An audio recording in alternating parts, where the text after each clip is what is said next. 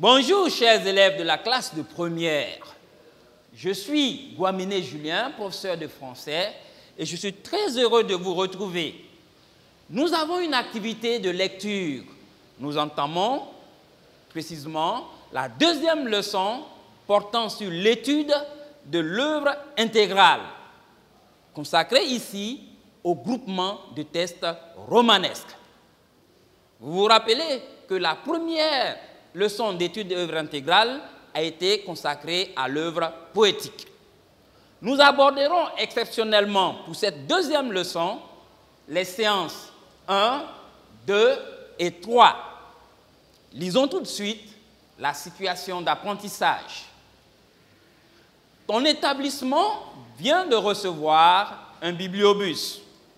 Au cours de la visite de ce bibliobus, les élèves des premières A, C et D sont attirés par les œuvres romanesques de quelques écrivains de la même époque dans lesquelles une thématique littéraire commune est traitée. Pour enrichir leurs connaissances, 4 à 6 passages de ces différentes œuvres ont été retenus. Les élèves s'organisent pour introduire son étude, en construire le sens et la conclure. Chers élèves, à quel genre littéraire appartiennent les œuvres dont les passages seront étudiés par les élèves? Bravo, ce sont des œuvres romanesques. Alors, sur quel genre vont donc porter ces séances? Évidemment, c'est très bien. Ces séances vont porter sur l'étude de groupement de tests romanesques. Alors, quelle est la première tâche que les élèves devront accomplir dans le cadre de leur étude? Bravo, ils vont introduire le groupement de tests romanesques. Écrivons donc séance 1, 2 et 3, connaissance du genre romanesque et introduction à l'étude du groupement de tests romanesques. Que diriez-vous, chers élèves, si l'on vous demandait ce qu'est un roman? Vous êtes formidables. On dirait effectivement que c'est une œuvre qui raconte généralement une histoire. Alors maintenant, je vous pose la question suivante. Quels sont les éléments qui interviennent dans l'histoire racontée par les œuvres romanesques? Oui? Très bien. Nous avons par exemple des personnages, nous avons un univers où se déroule l'histoire et nous avons aussi le temps dans lequel se déroule cette histoire. Bravo! Récapitulons toutes ces informations pour cerner le mot roman. Mais avant, chers élèves, nous allons faire un bref historique du mot roman. Nous notons grand 1, histoire et définition du mot roman. Et petit 1, bref historique du mot roman. Et nous disons que le mot roman apparaît au Moyen Âge. Il désigne tout d'abord la langue parlée au quotidien. Cette langue, c'était l'ancien français ou langue romane. Ensuite, il désigne toutes les œuvres écrites dans cette langue et principalement les histoires d'amour et de chevalerie. Nous citerons par exemple l'histoire des chevaliers de la table ronde, la chanson de Roland ou encore l'histoire de Tristan et Iseult. Notons que ce sont des œuvres qui parlent des prouesses des chevaliers. Alors, après ce bref aperçu historique, nous allons définir maintenant le roman. Donc, nous marquons petit 2, définition. Et nous disons tout simplement qu'on peut définir succinctement le roman comme un récit, ce qui implique l'existence d'un narrateur racontant une histoire fictionnelle, inventée, même si certains romanciers se servent d'événements ou de personnages réels, ils les transforment en les transposant dans leur roman. Le roman comporte des éléments constitutifs qu'il importe de cerner. Ce sont les personnages, le temps, l'espace et le mode de narration. C'est pourquoi, chers élèves, nous allons tout de suite chercher à cerner ces différentes notions dont nous venons de parler en marquant grand 2 les composants du roman. Quel est le premier composant dont nous avons parlé? Bravo! C'est bien sûr le personnage romanesque. Donc nous marquons petit 1, le personnage de roman. Concernant le personnage, disons tout simplement que le terme de personnage dérive du latin persona, qui signifie masque que portaient les acteurs sur scène durant leur rôle. Concernant le roman, nous allons dire qu'un personnage de roman est un être de papier, selon la formule du poète Paul Valéry. C'est la représentation d'une personne dans une fiction. On peut donc dire que c'est une personne fictive, mais le romancier parvient à la faire passer pour une personne réelle grâce à certains procédés tels que le nom du personnage, une identité physique, une filiation, un statut social, une fonction, etc. Lorsque le nom du personnage principal devient le titre de l'œuvre, l'on parle alors de personnage éponyme. Nous devons retenir que le personnage de roman est un être de papier que nous rencontrons à travers les mots que nous lisons dans le texte. Une fois que nous fermons le livre, ce personnage n'existe plus. Après le personnage, quel est le deuxième composant du roman? Très bien, c'est bien sûr l'espace romanesque. Alors, nous marquons petit 2, l'espace romanesque. Et nous disons que l'espace narratif se conçoit comme l'univers du récit où se situent les objets. Selon l'auteur Gustav Nicolas Fischer, c'est un lieu, un repère où peut se produire un événement et où peut se dérouler une activité. Il le dit dans son œuvre « La psychologie de l'espace », publiée à Paris à la presse universitaire de France en 1981. L'espace romanesque est un univers créé par un auteur et dans lequel évoluent ses personnages durant l'histoire qu'il rapporte. Ce qu'il faut retenir, un roman peut présenter un espace ouvert, c'est-à-dire tout simplement que les événements se déroulent en plusieurs endroits. Mais il peut aussi présenter un espace clos ou fermé, c'est-à-dire que les événements se déroulent en un lieu unique. Chers élèves, nous venons ainsi d'aborder le deuxième composant du roman. Abordons donc le troisième. C'est tout simplement le temps dans le roman. Donc nous marquons petit 3, le temps dans le roman.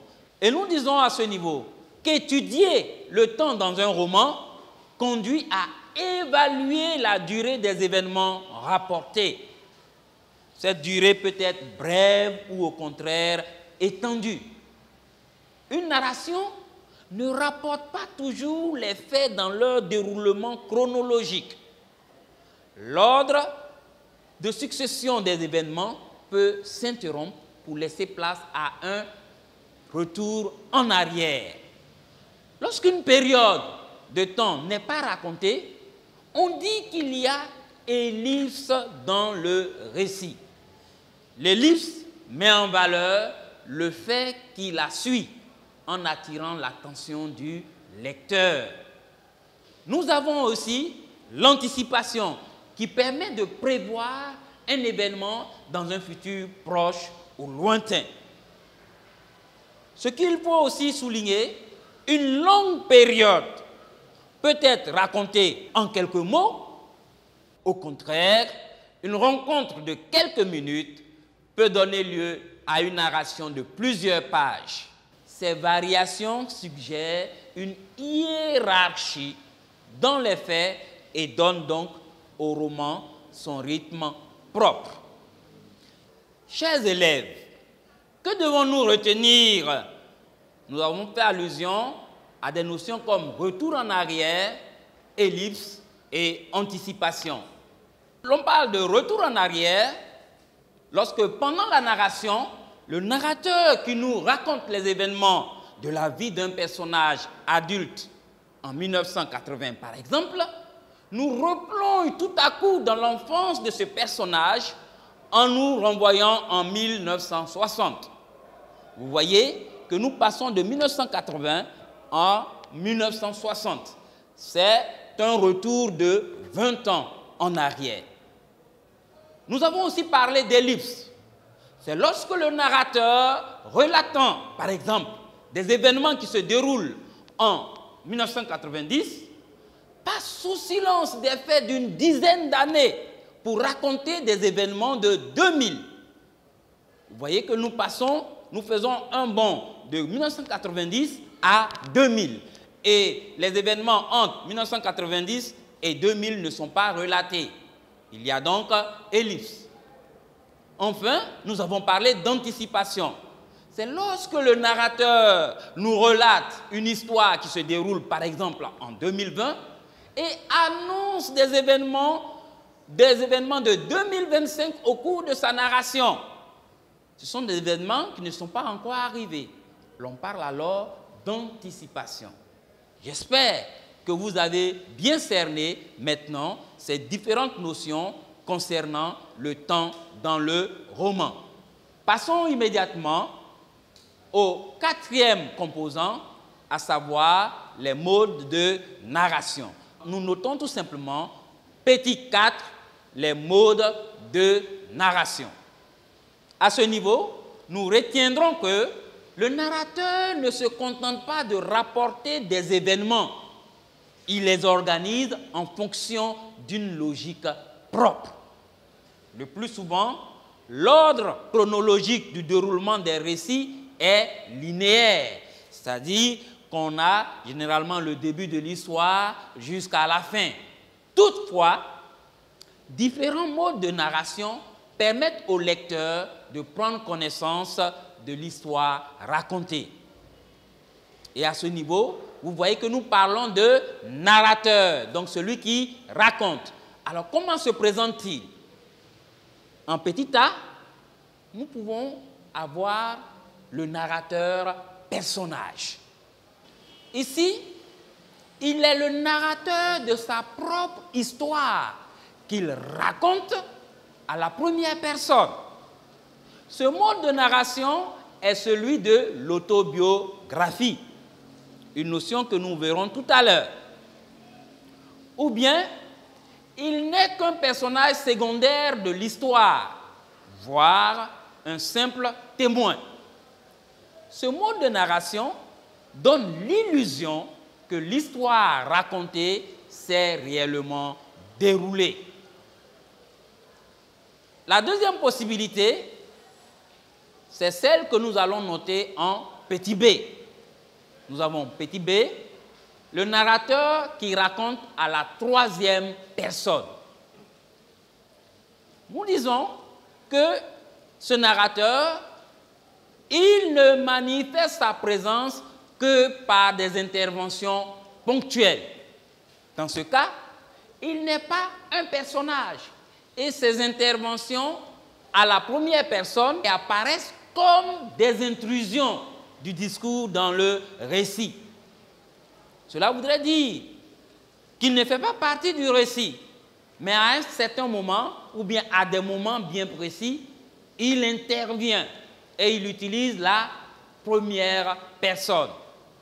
Il effectue donc un va-et-vient entre le moment de la narration et l'époque de la fiction. En troisième point, nous voyons en petit c le narrateur invisible. Ce narrateur, il est totalement extérieur à l'histoire racontée et la première personne n'apparaît jamais dans le récit. Chers élèves, concernant la façon de raconter l'histoire, ce qu'on appelle les modes de narration, nous pouvons avoir un narrateur personnage, donc qui est directement impliqué dans l'histoire, un narrateur à la troisième personne, c'est-à-dire un narrateur qui est extérieur à l'histoire, mais qui y fait souvent des interventions en utilisant la première personne, et enfin, un narrateur invisible qui est totalement extérieur à l'histoire qu'il raconte. Maintenant que nous avons cerné la notion de roman à travers la connaissance de ses composantes, il est intéressant, chers élèves, que nous puissions connaître certains sous-genres romanesques. Nous notons tout simplement, grand 3, quelques sous-genres romanesques. Quels sont les sous-genres romanesques dont vous avez connaissance? Oui, bravo. Donc nous allons en citer quelques-uns. Nous avons petit 1, le roman historique. Le roman historique permet de mieux comprendre une époque, un événement, passé ou récent, bien sûr, car sa fiction est une sorte de reconstitution des faits historiques dans la mesure où son intrigue fictive est centrée sur des personnages, des événements ou des périodes historiques réelles. En plus du roman historique, nous notons, petit 2, le roman autobiographique. Dans le roman autobiographique, un personnage fictif raconte sa vie, son passé. On peut le définir comme une réorganisation de faits réels grâce à la mémoire et à l'imagination d'un auteur qui relate des aspects ou pans de sa propre vie. Vous voyez qu'ici, c'est un auteur qui crée un personnage qui entretient une coïncidence avec sa vie. Si nous prenons le cas de l'aventure ambiguë de Cheikh Hamidou Kane, nous verrons que le personnage de Samba Diallo a presque le même itinéraire que l'auteur Cheikh Hamidou Kane. Donc il y a une coïncidence, mais l'œuvre reste tout de même une œuvre de fiction. Nous avons en 3 le roman d'analyse. Cette œuvre romanesque met en évidence une évolution intérieure du personnage principal.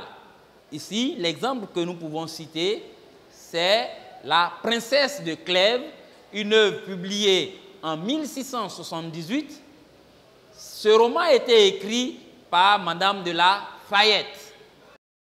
Cette œuvre raconte une histoire d'amour impossible et vaut surtout pour l'analyse qui est faite des sentiments des personnages et de la passion amoureuse. Nous abordons le 4e et dernier sous-genre que nous avons décidé d'étudier, c'est le nouveau roman. Donc nous marquons petit 4, le nouveau roman.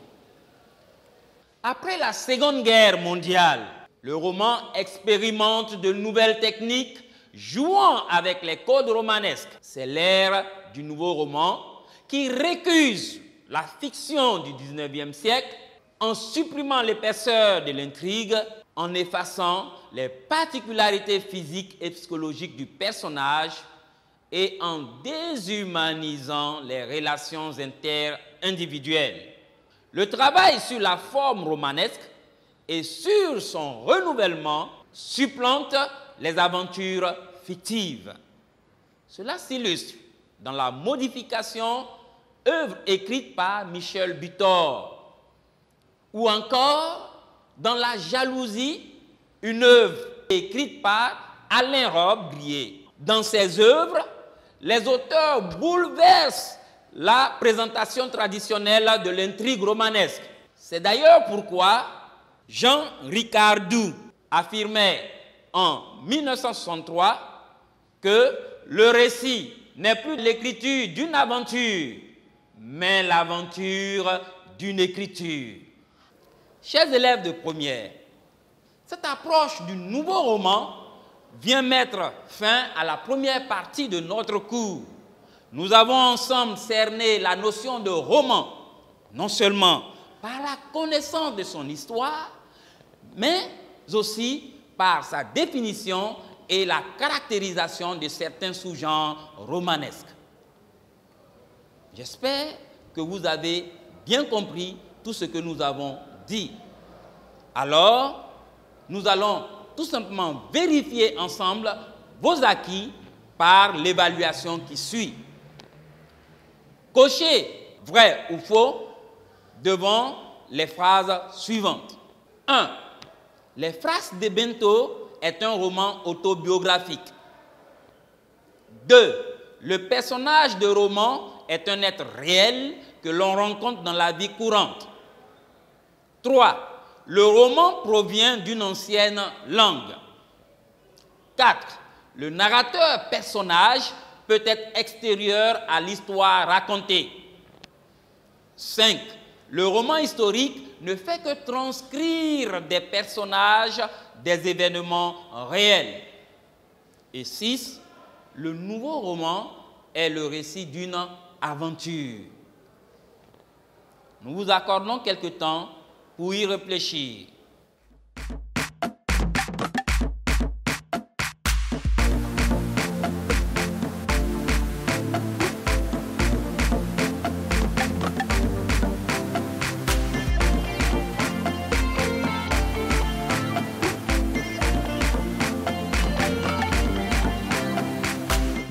Passons tout de suite à la correction de cette évaluation. Alors, il s'agissait de cocher vrai ou faux devant les phrases. A1. Les Frasques de Bento est un roman autobiographique. Nous cochons dans la colonne vrai, parce qu'il y a des coïncidences entre la vie de l'auteur et l'itinéraire du personnage. 2. Le personnage de roman est un être réel que l'on rencontre dans la vie courante. C'est faux. Tout simplement parce que nous avons dit que le personnage de roman est un être de papier. 3. Le roman provient d'une langue et cela est vrai. Donc, effectivement, nous avons dit que le genre romanesque, le roman provient de l'ancienne langue qu'on appelait la langue romane. Le narrateur personnage peut être extérieur à l'histoire racontée. C'est faux, parce que le narrateur extérieur est toujours impliqué dans son histoire qu'il raconte lui-même. 5. Le roman historique ne fait que transcrire des personnages et des événements réels. Nous dirons faux, car même si le roman historique s'inspire des personnages et des événements réels, il y a toujours un caractère d'imagination de l'auteur qui s'y ajoute. Et 6. Le nouveau roman est le récit d'une aventure. Nous dirons que c'est faux, car nous l'avons dit, le nouveau roman se pose non comme le récit d'une aventure, mais plutôt l'aventure d'une écriture. J'espère que vous avez trouvé toutes les bonnes réponses, chers élèves. Continuez à vous exercer en vous informant davantage sur les différentes notions étudiées.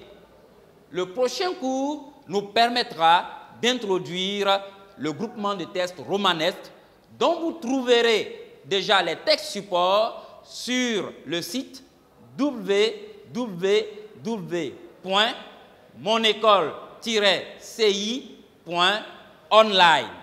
Prenez soin de vous, je vous dis au revoir.